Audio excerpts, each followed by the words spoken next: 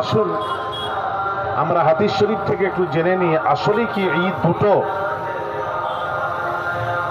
রাসূল পাক সাল্লাল্লাহু আলাইহি ওয়াসাল্লাম তিনি বলছেন, ইয়া মা'শারাল মুসলিমিন ইন্না হাযা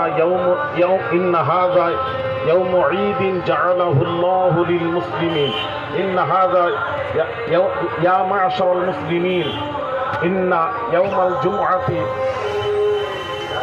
ইন্না হাযা ইয়াউমুন জাআলাহু আল্লাহু ঈদা ফাগতাসিলু ওয়া মান কানা ইনদাহু তীবুন ফালা ইয়াদুররুহু আন ইয়ামাসসা মিনহু আলাইকুম বিসসিওয়াক। রাওয়াহু মুওয়াত্তা ইমাম মালিক। নবীজি বলছেন মুসলমানদের জন্য জুমার দিন হলো ঈদের দিন। তাহলে বোঝা গেল হাদিস দ্বারা জুমার দিন ঈদের দিন।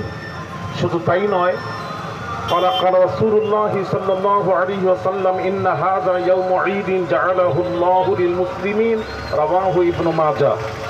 সিয়াসিস্তার হাদিস ইবনে মাজাহ নবীজি বলছেন মুসলমানদের জন্য জুমার দিন ইয়াউম ঈদ, ঈদের দিন।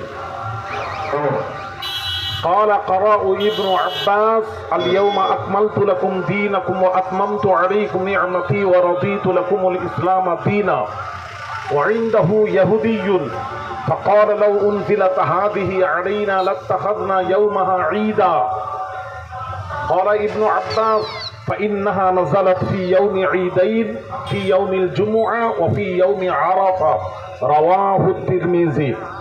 রাসূল পাক সাল্লাল্লাহু আলাইহি ওয়াসাল্লাম ইবনে আব্বাস রাদিয়াল্লাহু তাআলা আনহু তিনি বলেন, আমি সূরা মায়দার 3 নম্বর আয়াতে কারিমা তিলাওয়াত করছিলাম। ওয়াইনদাহু ইয়াহুদিয়ুন, ওখানে এক ইহুদি বসেছিল। ইহুদি বলল, قال لو انزلت هذه علينا لاتخذنا يومها بمناطم। হযরত ইবনে আব্বাস রাদিয়াল্লাহু তাআলা আনহু উত্তর দিচ্ছেন, قال ابن عباس فإنها نزلت في يوم عيدين في يوم الجمعة وفي يوم عرفة। ইবনে আব্বাস বলছেন ওটা আমাদের কাছে দুইটি ঈদ আছে, একটা হলো আরাফার দিন এই আয়াতটা নাজিল হয়েছিল, আরাফার দিন ঈদের দিন, আর যেদিন নাজিল হয়েছিল দিনটা ছিল জুমার দিন।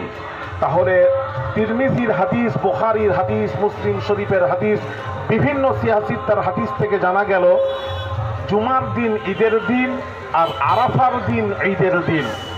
কারণ আরাফার দিন এই একটা আয়াত নাজিল হওয়ার দিন যদি ঈদের দিন হয়, আপনারা বলুন যে দয়াল নবী রাহমাতুল লিল আলামিন, যে নবী না এলে কিছুই হতো না, যে নবীজির উপর 30 পারা কোরআন নাজিল হলো, কোরআন ওয়ালা নবী যেদিন আসছেন এই দিনটা হলো মুসলমানদের জন্য সবচেয়ে বড় খুশির দিন। ওই খুশির দিনের নাম হলো ঈদ মিলাদুন নবী সাল্লাল্লাহু আলাইহি ওয়াসাল্লাম। বাবাজি শুনেন, আল্লাহ পাক বলছেন ইন্নাল্লাহা লা ইউহিব্বুল ফারিহিন, যারা খুশি করে আনন্দ করে তাদেরকে আমি আল্লাহ, হইচই করে তাদেরকে আমি আল্লাহ ভালোবাসি না। কিন্তু কোরআনে আল্লাহ পাক বলছেন কুল বিফাদলিল্লাহি ওয়া বিরহমাতিহি ফাবিযালিকা ফালইফরাহু।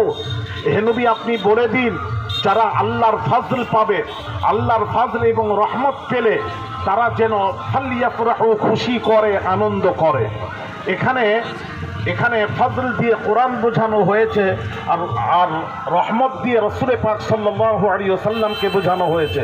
আল্লাহ পাক বলছেন ওমা আরসালনাকা ইল্লা রাহমাতাল লিল আলামিন। আল্লাহ নবীজিকে রাহমাতুল লিল আলামিন করে দুনিয়ায় প্রেরণ করলেন। জোরে বলুন সুবহানাল্লাহ। যে রাসূল আসার দিনটা হলো মুসলমানদের জন্য সবচেয়ে বড় খুশির দিন, ঈদের দিন। ওই ঈদের ولكن رسول الله وخاتم النبيين وكان الله بكل شيء عليما إن الله وملائكته يصلون على النبي يا أيها الذين آمنوا صلوا عليه وسلموا تسليما اللهم صل على مولانا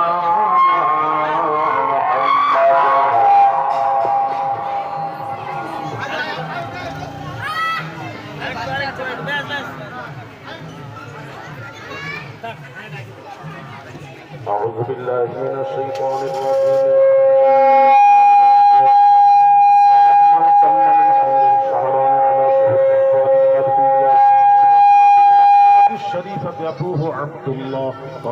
قد اجتأجى بأخوانه بني عدي من الطائفة النجارية ومكث فيهم شهرا سقيما يعانون سقمه وسقواه ولما تم من حمله على الراجح 9 أشهر قمرية وأنا للزمان أن ينجلي عنه الصدى حضرت أمه ليلة مولده آسية ومريم في نسوة من الحظيرة القدسية وأخذها المخاض فولدته صلى الله عليه وسلم نورا يتلالأ سنايا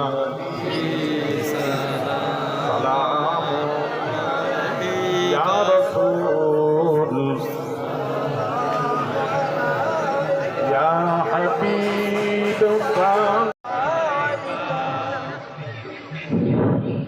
रहमतों के ताज वाले दो जहां के राज वाले अर्श की मिअराज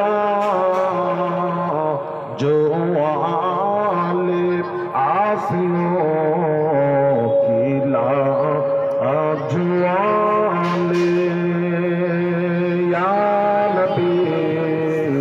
सलाम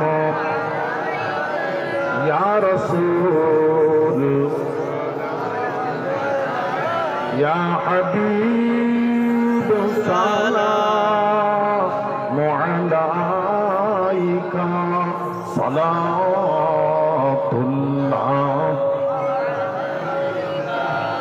या नबी नामो ओ प्यारा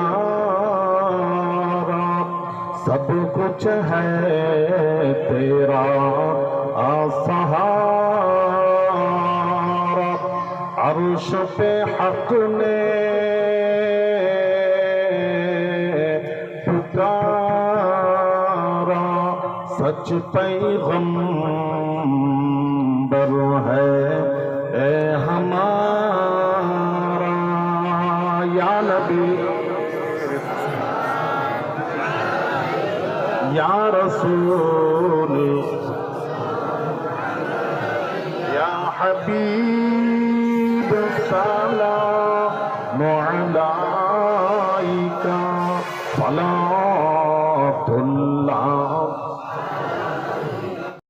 थे सब मलक दर पर खड़े थे रब्बी सल्लिम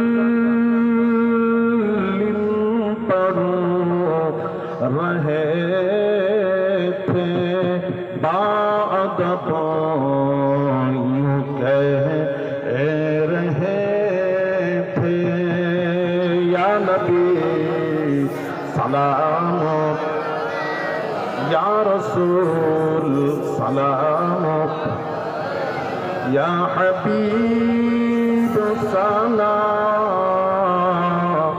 अलैका सलातुल्लाह अलैका बलगल उला बिकमालिहि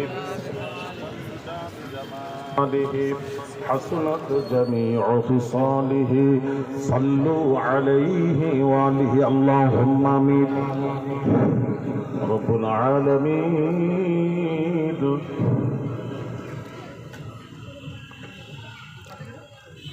কখন ডাক আসবে জানি না মাবুদ মৃত্যুর পর বাবা কবরে যখন রাখা হবে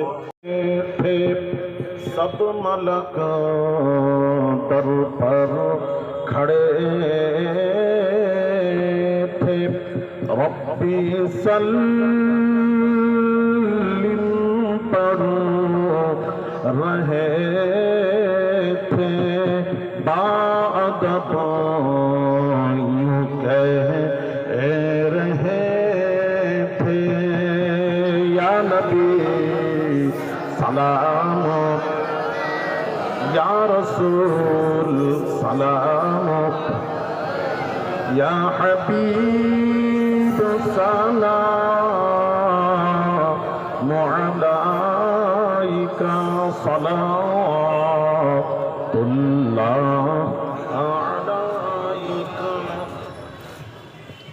العلا بكماله حسنت جميع خصاله صلوا عليه وآله اللهم آمين رب العالمين